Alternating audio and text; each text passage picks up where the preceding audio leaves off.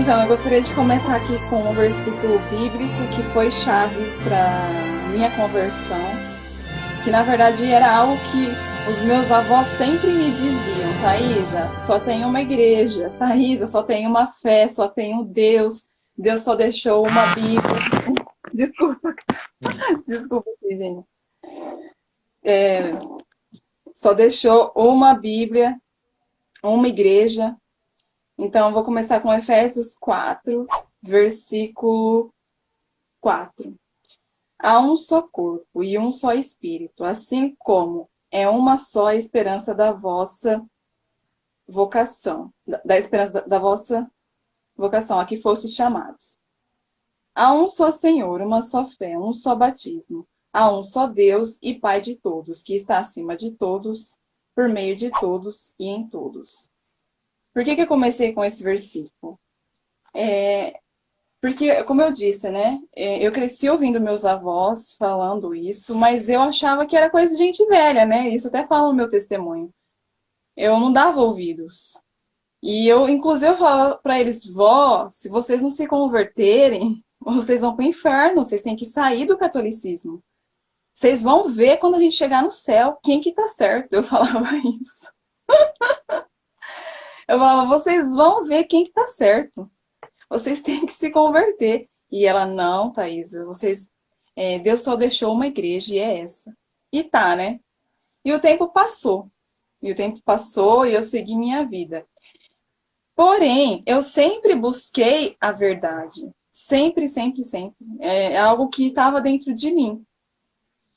E aí meus pais, eles saíram, né? Eu fui batizada na igreja católica, só que aos 7 anos eles saíram e foram para a denominação universal. E eu fiquei até os 14 anos, Jefferson, porque eu não concordava com nada do que eu via ali, sabe? Eu era muito nova, mas o pouco que eu sabia, que eu entendia, eu vi que aquilo não era de Deus. Então eu falei, e aí eu acabei mudando para uma igreja mais histórica, né, que foi a metodista. Porém, essa igreja metodista também, ela tinha se desviado muito do fundador, que era o John Wesley. Então, ela já era uma igreja que pregava a teologia da prosperidade, não tanto quanto a Universal, mas de uma forma mais moderada. E ali era uma fé muito fraca, sabe? E aquela coisa um pouco pentecostal, e juntando com teologia da prosperidade, que resultou no meu desigrejamento, que também é um fenômeno do protestantismo, né? É muito característico do protestantismo você ficar desigrejado, né? E há um motivo para isso. Até os países historicamente protestantes, eles tendem ao ateísmo, ao desigrejamento, e isso está vinculado com a questão da Eucaristia, né? Com a questão da igreja física. Se a igreja física ela não existe, só a comunhão da igreja invisível, então, para quê, né? Eu vou frequentar uma igreja que eu não gosto do pastor, eu não gosto das pessoas, tem um monte de coisa errada.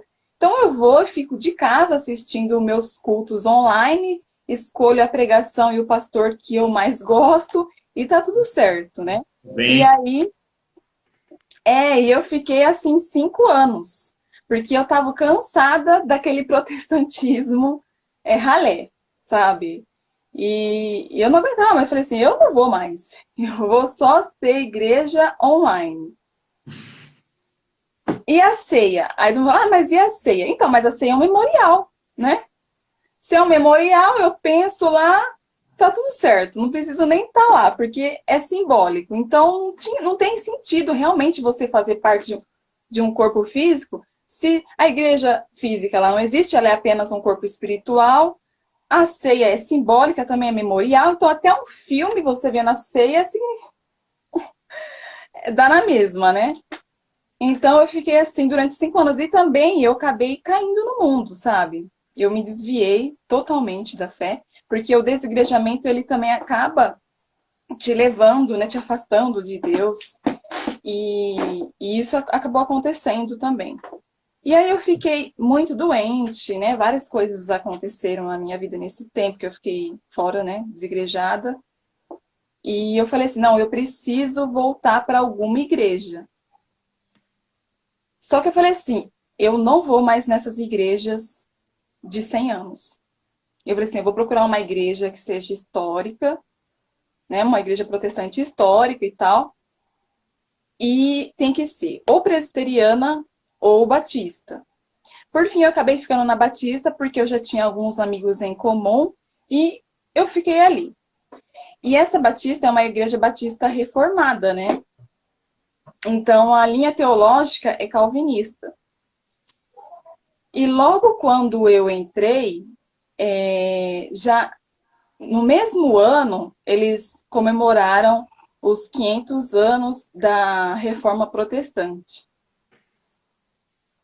E aquilo para mim, assim... 2017, só para lembrar. Eles estavam comemorando, né?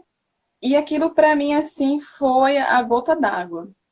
Porque eu não via nenhum sentido ter uma ocasião para você comemorar, assim, aquilo. A divisão. Eu falo assim, mas gente, qual que é o fruto da reforma? Eu vi, assim, pelo menos, né? Divisão, várias Desentendimento de doutrina, diversidade de interpretações, é isso que nós devemos comemorar. diversidade de interpretações, diversidade de denominações e não chegar a um acordo em questões básicas da fé, como, por exemplo, o batismo. Só o batismo, né? Fora a Eucaristia, ceia e tal. E eu não vi, eu falava, meu Deus, eu sentia vergonha alheia. Deixa eu fazer um comentário aqui. É o seguinte, muita gente cresceu com aquela mentalidade, ouvindo dos seus professores, dos nossos irmãos separados, de que Lutero foi um grande reformador, que veio trazer a pureza para a igreja, porque a igreja estava prostituída, a igreja que tinha, vamos dizer assim, se desviado dos caminhos do Senhor, e Lutero é o grande santo, por assim dizer, mas não é bem por aí. Não é Não. bem por aí. Deixa eu te falar, Jefferson. Se você lê as obras de Lutero, você fala, gente, essa pessoa não tinha Deus nenhum. Os palavrões, as coisas que ele falava. Tudo bem, todo mundo é pecador, mas assim, ele condenava a igreja de uma coisa que ele não dava nenhum exemplo. Ah, e os padres e os papas são corruptos, são uns depravados, mas a vida dele não era lá essas coisas. Não era uma vida ilibada para ele criticar a postura da igreja, né? Isso que é incoerente. Algumas pessoas podem dizer assim, mas isso aí é conversa de católico, vocês estão inventando essas coisas. Ah, bom, já que você duvida, eu recomendo que você adquira um livro que se chama Como Aconteceu a Reforma. Foi publicado recentemente pelas edições Cristo Rei. O prefácio, inclusive, é do nosso amigo Fábio Salgado. Valeria muito a pena a leitura desta obra. Recomendamos, porque nós adentramos no contexto que aconteceu a reforma, quem era Lutero, os reformadores, o clima, e também tem um curso do Padre Paulo que se chama Lutero e o Mundo Moderno. Vale muito a pena a leitura do livro e assistir o curso do Padre Paulo, Thaisa. Eu fiz esse curso do Por que eu não sou protestante, Lutero e o Mundo Moderno, vários outros dele, né? E ali eu tive a conclusão de que falei, gente, jamais que isso foi algo inspirado por Deus. Jamais. Porque, por exemplo, nesse livro aqui mesmo que eu recomendo para vocês, eu até fiz um resumo dele aqui no meu IGTV, A Politização da Bíblia, As Raízes do Método Histórico Crítico e a Secularização das Escrituras. Gente, esse livro aqui, vocês vão ficar assim, horrorizados. Já na época de Lutero, tinha tantas divisões, tantas interpretações. Um falava que não, que ele era o inspirado pelo Espírito Santo, que ele tinha contato direto com os anjos, Deus aparecia para ele e Lutero ficava perdido, não sabia o que fazer. Ele mesmo reconhecia que estava assim, incontrolável o negócio que ele começou. E você vê totalmente a interferência política. Você vê assim como que ele foi financiado. Se não fosse os príncipes, jamais a reforma teria esse efeito. Seria mais uma tentativa de tantos outros que passou ao longo da história da igreja e não deu certo. Em E resumo, também, a reforma é um movimento muito mais político do que religioso. sim, e aqui nesse livro ele fala isso. Na verdade, não começa do nada, né? As coisas, elas começam, ó. Começou com Marcílio de Pádua, depois com o nominalismo de Guilherme de Ockham, e aí depois foi com John Wycliffe, depois Lutero, Henrique na Inglaterra, Descartes, Thomas Hobbes, Spinoza com o Iluminismo, Richard Simon, John Locke, John Toland, vários outros. E você vê que não tinha nada de espiritual. E uma das coisas que eu me questionava, assim, né? No meio reformado, uma das coisas que eu ficava, assim, desconjurada mesmo, é a desonestidade. Porque, assim, Santo Agostinho serve para falar uma coisa, mas para falar uma outra coisa, aí ele não serve. Por exemplo, Santo Agostinho, ele fala que não existe católico, que não existe cristão que não seja católico. Ele fala que ele não creria na Bíblia se não fosse pela autoridade da Igreja Católica. Então, assim, não, e são várias e várias outras citações que aí é ignorado, né? Mas quando é para corroborar com as minhas doutrinas, com o meu sistema, né, de doutrina, aí vale, aí serve. Uhum. Então, isso para mim, assim, eu como jornalista, isso aí é muito desonesto. E eu ficava assim, estarrecida. E eu pensava, gente, mas 15 séculos Deus usou essa igreja, aí depois da reforma não serve. Deus começou a inspirar só os reformadores e joga na lata do lixo o que esses católicos falam. A gente só pega o que é interessante, o que dá pra gente aproveitar. Mas como que o Espírito Santo inspira várias pessoas ao mesmo tempo? Me responda, Jefferson. Como que isso é de Deus? Isso você já vê que é um fruto que não está Deus. A Bíblia fala, um reino dividido não pode subsistir. Deus, ele não está na divisão. A Bíblia fala que ele deseja que sejamos um como o Pai e o Filho rebanhos de um só pastor. Aí isso para mim assim estava muito claro, e eu falava assim, gente do céu, o Espírito Santo não está nessa divisão, mas de jeito nenhum. Eu estou dizendo com isso que o Espírito Santo não age no meio protestante? Não, eu não estou dizendo isso. Age sim. Deus, ele derrama... Ai, desculpa. Deus, ele derrama muitas graças, né? Também nos nossos irmãos separados. Mas por graça mesmo, por misericórdia. Mas é a vontade de Deus isso? Esse corpo de Cristo totalmente multifacetado? Claro que não. A Bíblia é muito clara nisso e essas passagens, para eles, não tem importância, né? Não levam a sério. Nisso daí, você disse que começou a ir às fontes, porque já que escutava Santo Agostinho, escutava talvez Santo Ambrósio também, citações deles, você disse que começou a ir à fonte. E então, coisa de... Então, nessa igreja que eu frequentava, eles citavam muito textos patrísticos, até mesmo a Didaquê, algumas frases de santos, né? Não dava assim crédito que fosse católico, mas eu sabia que era, né? E aí eu ia atrás de tudo. Eu peguei para ler a Didaquê. E a Didaquê foi o primeiro livro antes da Bíblia, né? Dos cristãos primitivos.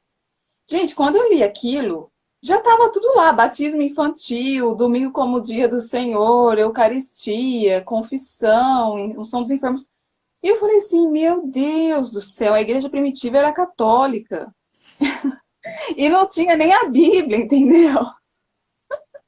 Aí eu cheguei e uma vez eu falei para um dos pastores, eu falei assim, olha, a Bíblia A igreja veio antes da Bíblia. E eles, não, a Bíblia veio primeiro. Gente, isso daí é uma desonestidade tão grande. Porque, assim, é questão de lógica. É interessante, Como que é... é interessante os nossos irmãos prestarem atenção nisso, porque quem ouve isso dá a impressão de dizer, então quer dizer que a igreja é maior do que a Bíblia. Não, de forma alguma, nós não estamos dizendo isso. A Bíblia, ela está, antes de estar escrita, ela está no coração da igreja. Antes dos apóstolos estarem lá redigindo as cartas, os evangelhos, ela já era vivida. Então, o que acontece é isso, que a Sagrada Escritura, ela como que promana, ela sai do coração dos apóstolos. É como o Dom Henrique, ele cita o caso de um álbum de família. Só quem vai saber foram os personagens que tiraram aquelas fotos, que são anteriores ao álbum. Exatamente. Você disse tudo, Jefferson. E outra coisa, assim, quando você vai ao médico, você geralmente tem uma receita, né? E é como se os protestantes fizessem assim. Eu acredito na receita, mas no médico que me deu a receita, eu não acredito. Ele é falível, mas a receita, ela é infalível. Qual que é a lógica disso? Se você confia na receita que o médico te dá, você tem que confiar no médico também que te deu a receita. Aí eles falam assim, não, mas tinha o Velho Testamento já na igreja primitiva. Claro que tinha, mas ninguém tinha um exemplar do Velho Testamento. O Velho Testamento, ele não ensinava nada da doutrina cristã, que era para guardar o domingo e não mais o sábado, que era para batizar crianças e não mais fazer circuncisão, que era para adorar a Santíssima Trindade. Não estava claro essas coisas. E a Eucaristia não era mais para sacrificar. Então, é claro que só com o Velho Testamento não iria existir a doutrina cristã, porque os judeus, eles rejeitaram Cristo. Entendeu? Então, e como que... E outra, os discípulos, os apóstolos, cada um estava numa região. Eles escreviam as cartas e nem tudo que eles escreviam foram parar na Bíblia. Muita coisa ficou só na tradição oral que foi passada de geração em geração. E isso fica muito claro, né, quando você começa a se aprofundar, né, nos padres apostólicos. Então, E aí, não dá para enxergar em Lutero um inspirador reformado, muito menos aquele que veio resgatar a fé que estava perdida durante 15 séculos. jamais, sabe por quê? Os protestantes, eles preferem acreditar num homem que surgiu lá no século XV do que numa pessoa que teve contato direto com os apóstolos, que são os padres apostólicos, né? Quem que você prefere acreditar? Uma pessoa que teve ali, ó, direto, foi ensinado pelos apóstolos, ou um cara que surgiu lá no século XV, revolucionando, criando novas doutrinas e tal? Tem um artigo nosso no site que eu recomendaria muito a todo católico, mas também a todo irmãozinho nosso separado, que se chama Protestantismo, Carta aberta aos protestantes. Vale muito a leitura deste trecho, deste texto.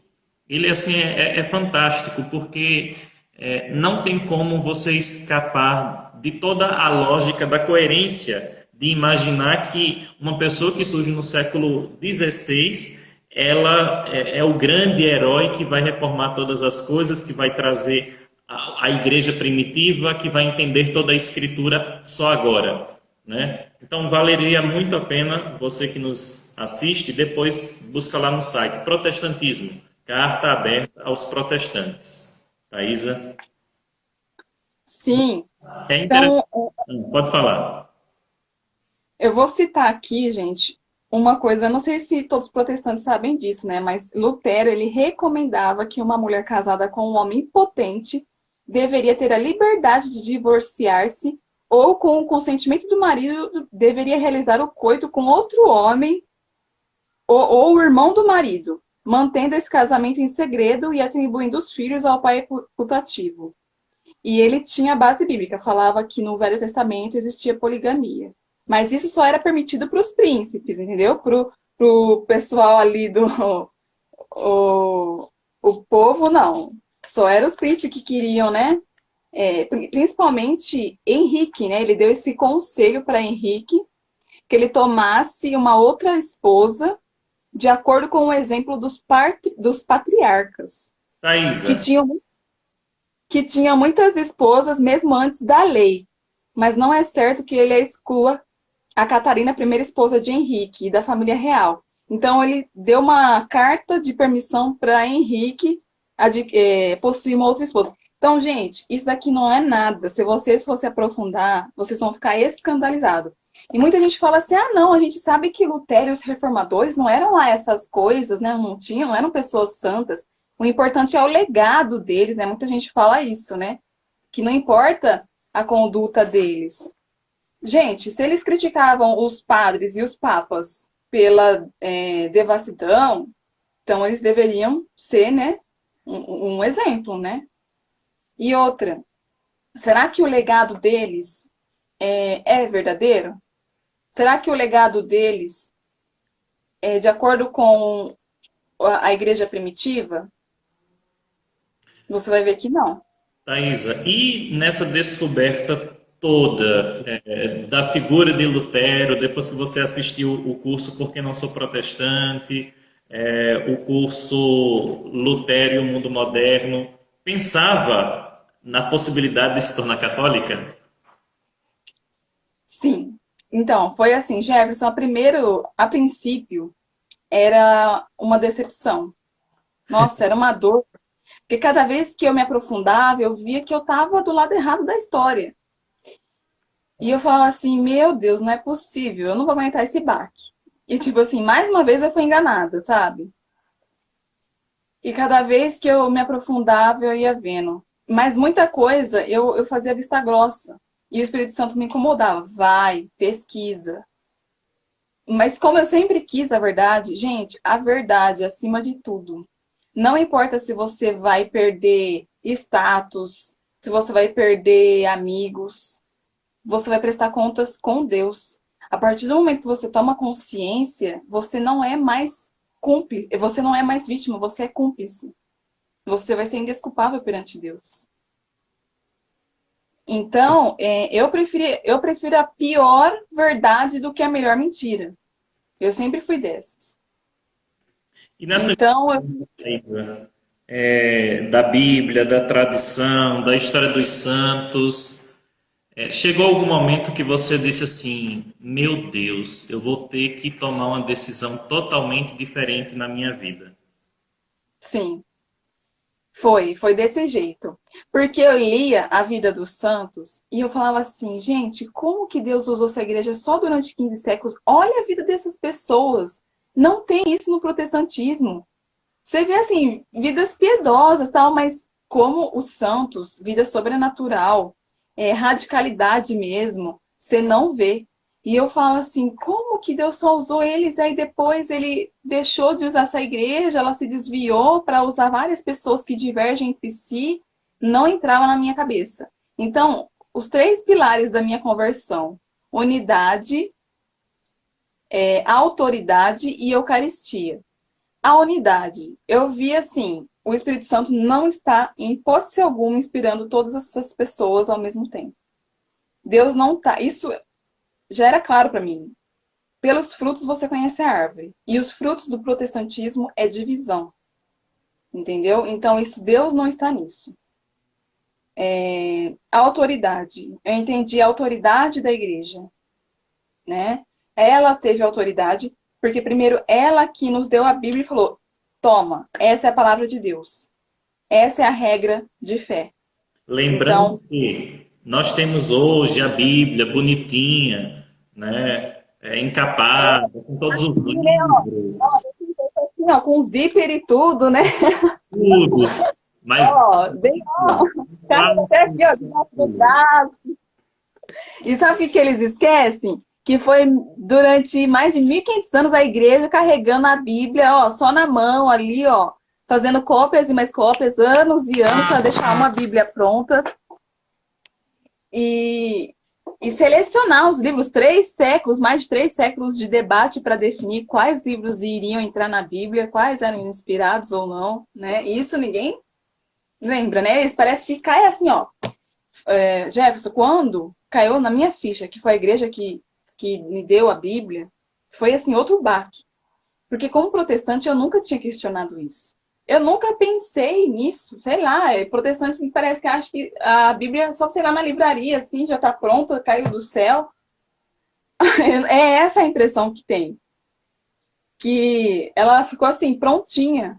Tem uma coisa no seu Mas, testemunho, Thaisa, que eu acho muito interessante. Você diz assim: era óbvio que para sobreviver a mais de 2.000 anos, por traidores infiltrados dentro da igreja, diante de tantas calúnias, difamações e mentiras por todos os lados, enfrentando inimigos por dentro e por fora, essa só poderia ser a igreja, que literalmente cumpre Mateus 16:18. E as portas do inferno não prevalecerão contra ela. sim, exatamente. Isso daí ficou muito claro para mim, né? As pessoas falam assim, ai, nossa, mas a Igreja Católica teve tantos papas ruins, pessoas ruins. Realmente teve, gente. Mas esses são os traidores infiltrados na igreja, o joio no meio do trigo. E isso vai ter até o final dos tempos. O próprio Judas vendeu Jesus e ele foi chamado por Cristo. Quem dirá nós, o resto? É E, interessante. e então, quem é a igreja? Quem que é a verdadeira igreja? Você tem que se espelhar na vida daqueles que mais dela se aproximam, os santos. Se você conseguir ser 1% do que eles são, aí você pode criticar. Então, o que é a reforma? Reforma é você se reformar, é você se reformar. Não é o outro, não é o Papa, não é fulano, não é um bispo. Não, seja santo você, como foi São Francisco de Sales, que foram os contemporâneos de Lutero, Santa Teresa d'Ávila, São João da... essas pessoas, São João da Cruz, né? Eles sim são os verdadeiros reformadores da igreja. Por quê? Eles foram lá protestar contra uma autoridade que é estabelecida por Deus. Eles foram blasfemar? Jamais. Eles começaram por eles mesmos. Então eu falava assim, gente, essa igreja é de Deus, porque você vê isso pelos frutos. Pelos frutos você conhece a árvore. E você vê na vida dos santos, você não vai achar isso no protestantismo. Primeiro porque eles nem acreditam na santidade como a igreja acredita, né? E já é uma outra questão, né? Que esse livro aqui vai falar um pouco do nominalismo. Isso explica por que a santidade deles não produz santos como a Igreja Católica. Produz pessoas piedosas, né? Mas santos que têm uma vida sobrenatural da graça não produz. E esse livro aqui ele explica. E Interessante aí, uma coisa que a gente gosta sempre de recordar. Não resuma a história da igreja aos traidores. Se você quer olhar para a verdadeira história da igreja, olhe para a vida dos santos. Você quer resumir a história da igreja a Judas e São Pedro? E São Pedro, que negou Cristo, claro, mas se arrependeu. E os outros apóstolos que deixaram Cristo foram embora, fugiram, mas depois voltaram, derramaram seu sangue. É pela vida destes que você precisa olhar e estudar a fé da igreja. Independente se o Papa era santo, se era pecador, independente se tinha corrupção, se não tinha, esta é a verdadeira história da igreja. sim, e o Padre Paulo ele fala isso, né? Ele fala assim, você quer estudar a história da arquitetura? Você vai começar pelos prédios que caíram? Não, né? Você vai começar estudando os prédios mais bonitos, que deram certo. Então, você, estudando, gente, a vida dos santos, você vai falar, aqui existe vida sobrenatural. Essa é a igreja, aqui é a marca da igreja de Cristo. E uma outra coisa que foi, assim, o fator determinante para eu deixar o protestantismo. que foi a Eucaristia. Porque antes eu lia muitos livros da Igreja Católica e eu achava que eu podia continuar no meu protestantismo e ser simpatizante com a Igreja Católica, né? Ver Padre Paulo Ricardo, comprar um livro aqui, outro ali e tal. Eu falo assim, dá pra ser, né, cristã ecumênica, né, mais ou menos assim. Mas quando eu entendi a Eucaristia, Jefferson, eu falei assim, gente, jamais, não dá. Porque ali é a verdade em substância, corpo, sangue, alma e divindade. Ali é a verdade em matéria, a verdade que vai habitar em você. E ali eu entendi, eu falei assim, eu não vou mais ficar aqui. Tanto que na última ceia lá da igreja que eu participei, eu não conseguia nem comer aquele pão e o vinho. Por quê? É simbólico, eu não queria mais fingir, eu não queria mais fazer teatro, entendeu? E Thaís, aqui, você, pelo que parece, desenvolvia algumas atividades dentro da sua igreja. E como é que sim. foi esse período de dizer assim, meu Deus, eu preciso me tornar católica? O que é que pairava, o que é que tinha no seu coração de dizer assim, vai acontecer muita coisa na minha vida, eu vou ter que renunciar a muita coisa, vai acontecer perdas na minha vida. O que é que tinha na sua imaginação, no seu coração, ao querer fazer, ao querer sair desse mero simbolismo de uma da De sua... uma fé. Então, eu participava de Ministério de Comunicação, de jovens, de recepção e tal. E eu falava, meu Deus do céu, como que eu vou sair daqui? Mas eu não posso mais negar a verdade, porque eu busquei a minha vida inteira a verdade. E eu estava disposta a abandonar tudo. E faria tudo de novo. Porque o que eu ganhei abraçando a verdade não se compara com o que eu perdi. O que você ganha entrando na igreja, assim, a sua vida espiritual, só o fato de você poder comungar Cristo na Eucaristia, gente, isso é assim, perto do que você perde, não é nada. Então, eu falei assim, olha, eu vou tomar essa decisão, porque o meu catolicismo já estava muito latente. Eu falava muito, eu saí em defesa da igreja, assim, automaticamente. E eu falei assim, gente, tá na cara que a minha alma já é católica, eu só não estou lá fisicamente. Eu sabia que em algum momento isso ia acontecer, mas eu não sabia quando. E aí foi quando, assim, um dos pastores viu, né, esse meu lado, assim, bem católico e chegou em mim e perguntou o Bem que estava acontecendo. O que que está acontecendo com você, né? E eu joguei a real. Eu falei assim, olha, eu já estou já há muito tempo estudando e não é de hoje. Eu já vou tomar essa decisão, eu já estava postergando, eu não sabia quando, mas eu vou virar católica. E aí ele queria impedir, queria que eu conversasse com o pastor titular para mudar minha opinião, mas eu estava tão convicta que nada ia mudar a minha opinião, entendeu? Assim, nada do que eles dissessem, porque assim, a luz da verdade que tinha iluminado a minha inteligência convidou a minha vontade e eu falei, vocês podem falar o que vocês quiserem, sabe? Não, a verdade estava ali crua e nua na minha frente. Não dava mais para adiar e nem para negar isso, né? Isa, agora eu te pergunto, só retrocedendo um pouquinho na tua caminhada, quais eram as ideias que você tinha da igreja, ou até mesmo dos católicos, antes de se tornar católica? As clichês, né? Primeiro, cheguei a condenar meu avô e minha avó quase pro inferno. Porque eu falei que se eles não se convertessem, eles iam pro inferno. Eu falava isso. Que eles adoravam imagem, que eles adoravam Maria, que Maria era uma mulher qualquer. Eu falava, olha o absurdo, né, gente? Assim, eu achava tudo muito assim, sincretismo. Eu falava, meu Deus do céu, essas velas, santo, eles adoram santo, eles colocam Maria no lugar de Deus, tudo isso. Gente, isso daí é espantalho. Você tá batendo no. Se você acha que católico adora Maria, que adora santo ou gesso, você está batendo num espantalho. Você não conhece a Igreja Católica. Não é isso a Igreja Católica. A Igreja Católica produziu os maiores pensadores, entendeu? A Igreja Católica, ela fundou universidades, hospitais, escolas, asilos, orfanatos. Então, como que uma igreja pagã, sincretista ou atrasada, parada no tempo, pode produzir, construir toda uma civilização? Então, isso daí, gente, é espantalho. Quando primeiro eu descobri que a Bíblia só tinha por causa da igreja, a minha bola já baixou. Entendeu? Então, assim, comecei assim a nutrir um respeito, né? Pelo menos um respeito eu comecei a ter, né?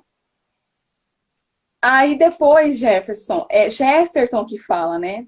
Quando você para de atacar a igreja, você começa a Admirá-la. admirar, a dar ouvido para ela, né? E aí eu comecei a respeitar, né? Aí depois eu comecei a falar, então vamos ver o que essa igreja fala, né? E eu fui direto na fonte, eu fui ouvir o outro lado, a versão da igreja, não a versão protestante. A versão protestante é calúnia, difamação e mentira. A versão da igreja, não. E aí eu fui, como jornalista, eu falei assim, eu tenho que estudar essa outra parte da história, né? Eu não tinha feito isso. E aí eu comecei a ouvir. Gente, muitas escamas foram caindo dos meus olhos. Eu vi um vídeo do padre Paulo Ricardo falando sobre a comunhão dos santos. Eu falei assim, gente, mas isso daí que é a comunhão dos santos? Aí ele explicou, então responde você, protestante, por que só Deus é o intercessor, o mediador, e você pede oração pro seu pastor, pro seu irmão? E eu falei, nossa, mas não é que é verdade? Eu não tinha resposta. E aí foi indo um vídeo atrás do outro, e aí eu fui entendendo a verdade da doutrina católica, né? Que não era nada daquilo que eu achava, que eu pensava. E aí, depois de ouvir a igreja, eu passei a admirar Jefferson.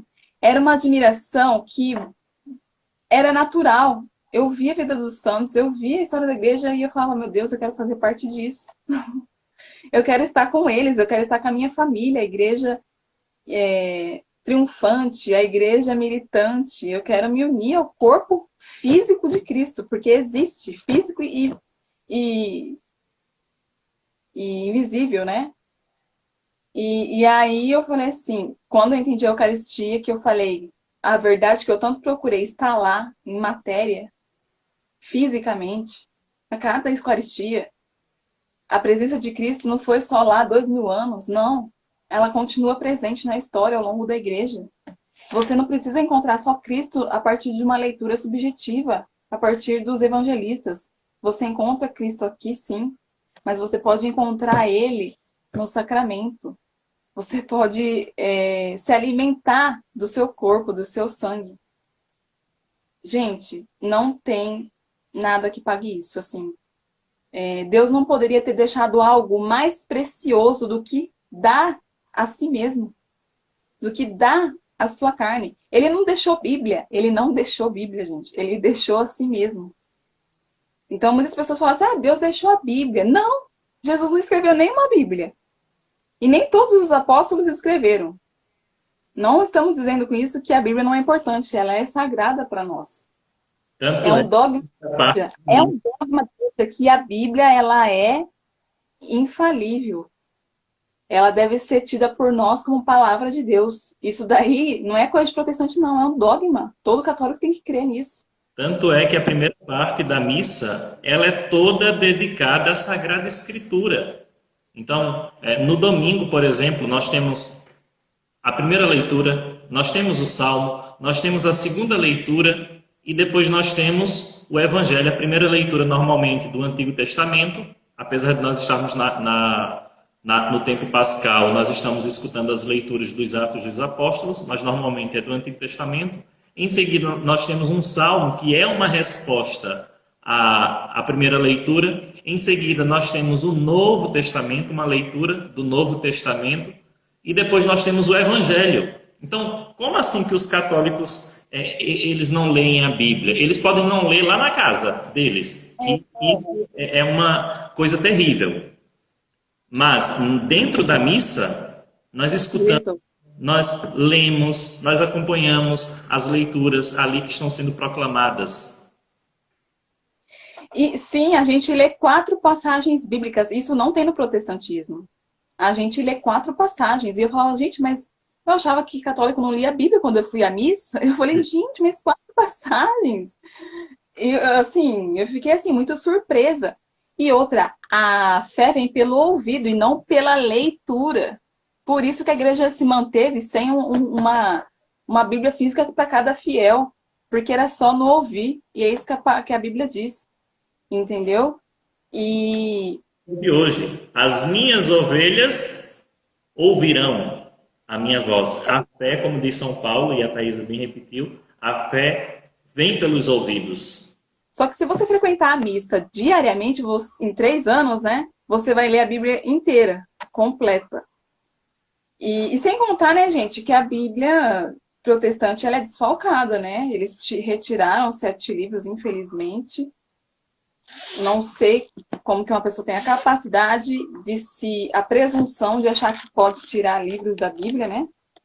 É interessante notar que poucas pessoas sabem disso, mas Lutero, ele tinha um certo pé atrás com o livro do Apocalipse e a carta de São Tiago. Ele chamava ela de Epístola de Palha.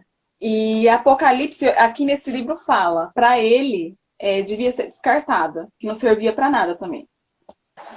Então, recapitulando um pouco, Thaisa. 2 mitos. Eles acham que a Igreja Católica inseriu 7 livros na Bíblia. Não. Os protestantes e reformadores que retiraram esses 7 livros. Então, recapitulando um pouco da história da Thaisa, né? Passou por 3 denominações, universal, presbiteriana, batista, estudando os pais da igreja, viu as consequências da sua conversão, quis abraçar a verdade, abraçou a verdade por conta de um tripé, a unidade, a autoridade e a Eucaristia. E no final do testemunho da Thaisa, ela diz assim, entender isso foi um divisor de águas, somado ao fato de que Deus não poderia, em hipótese alguma, estar no meio de tantas contradições e divisões, nas quais vivi durante anos como protestante. Para muitos pode ser chocante, pois o comum são católicos que se tornam protestantes. Mas o bom católico e profundo conhecedor de sua fé jamais abandona a igreja, jamais. Apenas católico ignorante é que vira protestante. O que você tem a dizer para alguns católicos que talvez nos assistam, que não vão à missa, que não rezam, que não comungam, que não se confessam, que não leem a Bíblia, que não leem o catecismo, não sabem de nada de fé, vão na igreja uma vez ou outra na vida? O que você teria a dizer para esses católicos? Primeiro, que vocês afastam muitas pessoas de chegarem na igreja com um mau testemunho. Então, pensa sobre isso. Porque se eu tivesse tido um exemplo, sei lá, na minha escola, na rua, vizinho, de bons católicos, eu teria talvez me convertido bem antes. Quando eu conheci católicos na internet, Padre Paulo Ricardo, Deitiba, Beatriz Beck e várias famílias numerosas, eu falei assim, gente, isso que é ser católico? Meu Deus, eu fiquei assim, admirada. Eu falei assim, uma vida assim, ilibada, piedosa. Assim, a radicalidade mesmo da fé. Eu falei assim, por que eu nunca conheci uma pessoa dessa? Então, os maus católicos, se vocês continuarem dando mau testemunho, infelizmente vai afastar muitas pessoas da Igreja de Cristo. E a probabilidade de vocês abraçar qualquer denominação cristã, assim, é 90%. Por quê? Se você não conhece a sua fé, você vai achar que a grama do outro é mais verde. E lá, nossa, lá é diferente. Eles são acolhedores, né? Eles falam isso, né? E lá eles têm aqueles louvores emocionantes. Eles são uma comunidade, uma família e tal. Gente, pelo amor de Deus, né? Se você sair da igreja, você vai ser um mendigo. Você vai ser, assim, um pobre coitado. Porque a riqueza da igreja em espiritualidade, em santidade, em caridade, em teologia, você não vai achar em nenhum outro lugar. O que você tem lá fora são migalhas. Então, se você não procurar entender a sua fé, viver uma fé de verdade, conhecendo a doutrina, lendo o catecismo, gente, pelo amor de Deus. Leia, nem que for em 5 anos, uma página por dia, mas leia. Que você vai ver que a nossa fé ela é embasada nas escrituras, totalmente. Tudo que a igreja crê está nas escrituras. Tudo. Eles acham que a igreja inventa coisa fora da Bíblia. É outro mito. Uma coisa que, assim, eu fiquei surpresa é saber isso, que tudo que a igreja crê tem base bíblica. Então, ó, catecismo, leia a Bíblia, porque quanto mais é dado, mais será cobrado. De nós, muito mais será cobrado. Isso que a gente tem que ter em mente. Porque o que a gente tem de graça na igreja, a gente tem a plenitude da revelação, a plenitude da graça, que é a igreja, e a gente ainda não é nem um santo de... Ainda está nas primeiras moradas da santidade. É uma vergonha, né? Como você bem falou, nós não podemos dar desculpas. Esse pessoal que diz assim, mas eu não sei por onde começar. Bom, começa indo à missa, começa se confessando, começa adquirindo o catecismo, começa acompanhando a Canção Nova, o site do Padre Paulo Ricardo, o professor Felipe Aquino. Ninguém nasceu sabendo de tudo. Isso é verdade. E hoje em dia, eu te pergunto, com o acesso que todos nós temos à internet, eu falo isso tanto para os católicos e para os protestantes, que não conhecem a fé e a verdade. Quem que vai poder se desculpar? Então, assim, você tem que estudar as raízes da sua fé, a origem. Você tem que comparar com a igreja primitiva. Você pode até não acreditar no que o catecismo está falando. Embora aqui tenha muitas citações dos padres apostólicos. Então, vai lá nos 3 primeiros séculos, que você vai ver que a igreja já era católica, suas práticas já eram católicas. Então, gente, busquem a verdade. Por mais que doa, por mais que você perca amigos, por mais que seja dolorosa, vocês não têm nada a perder, porque nós vamos prestar contas a Deus. É isso que a gente tem que ter em mente. A Thaisa, só para nós terminarmos essa primeira parte, encerra o seu testemunho dizendo assim: passei muito tempo longe de casa, da minha família completa. Hoje eu tenho um verdadeiro lar, com um pai, uma mãe, Jesus, o primeiro entre muitos irmãos vivos. Tenho um alimento, a Eucaristia, tenho a igreja triunfante intercedendo por nós junto do Filho, tenho a igreja militante. Agora tudo faz sentido, a lacuna não existe mais, tudo se completa. Agora eu entendo e vivo a fé cristã em sua plenitude. Por fim, eu só posso dizer que Deus, em sua misericórdia, infinita misericórdia, trouxe-me novamente à igreja. Isso não foi tudo. Ainda preparou-me uma festa e um banquete, colocou-me um anel no dedo e disse, abre aspas, porque este filho estava morto e reviveu, tinha se perdido e foi achado. Fecha aspas. Lucas 15, 24. A igreja é a nossa casa, é a nossa família, é o nosso lar, Thaisa. Com certeza, assim, sem sombra de dúvidas.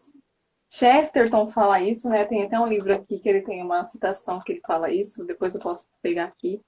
Mas quem está fora da igreja, Jefferson, é aquele filho pródigo.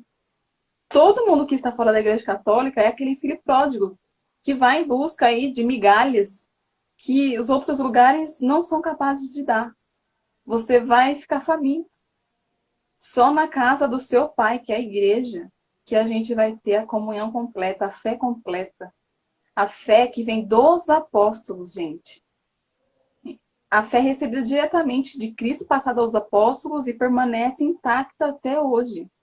De geração em geração.